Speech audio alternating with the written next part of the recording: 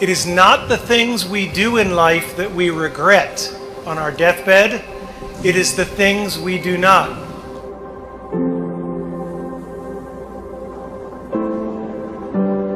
Because I assure you, I've done a lot of really stupid things, and none of them bother me. All the mistakes and all the dopey things and all the times I was embarrassed, they don't matter.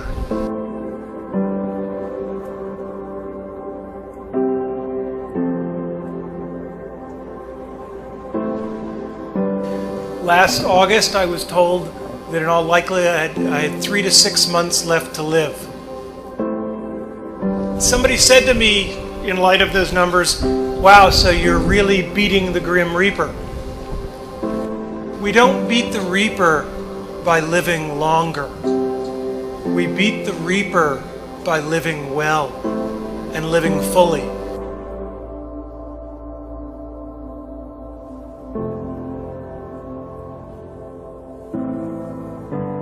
For the Reaper will come for all of us.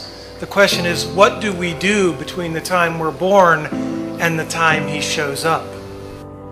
Because when he shows up, it's too late to do all the things that you're always gonna kind of get around to.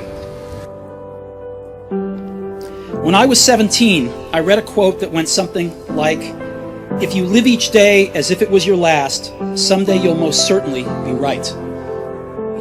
And since then, for the past 33 years, I've looked in the mirror every morning and asked myself, if today were the last day of my life, would I want to do what I am about to do today?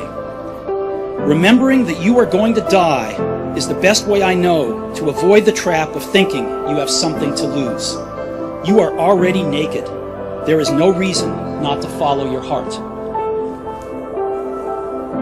And you will need to find your passion. Many of you have already done it. Many of you will later. Many of you may take till your 30s or 40s. But don't give up on finding it, right? Because then all you're doing is waiting for the Reaper.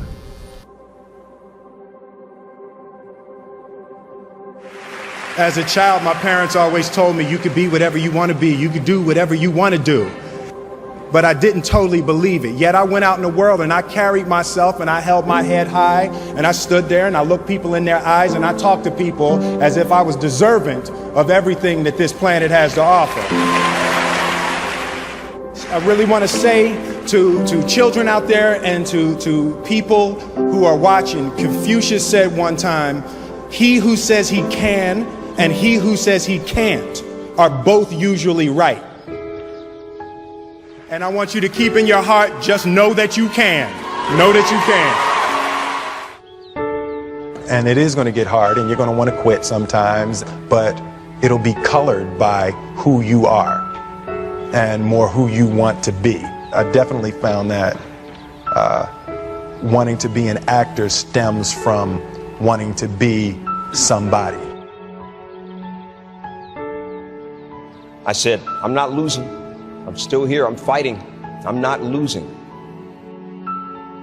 When you die, it does not mean that you lose to cancer. You beat cancer by how you live, why you live, and in the manner in which you live. Find your passion and follow it. You will not find that passion in things.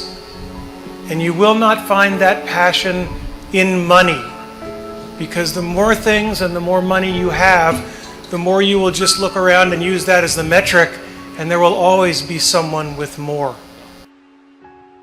I want the world to be better because I was here. If you are not making someone else's life better, then you're wasting your time. You know, like your life will become better by making other lives better. The first step before anybody else in the world believes it is you have to believe it. Being realistic is the most commonly traveled road to mediocrity. Why would you be realistic? What's the point of being realistic?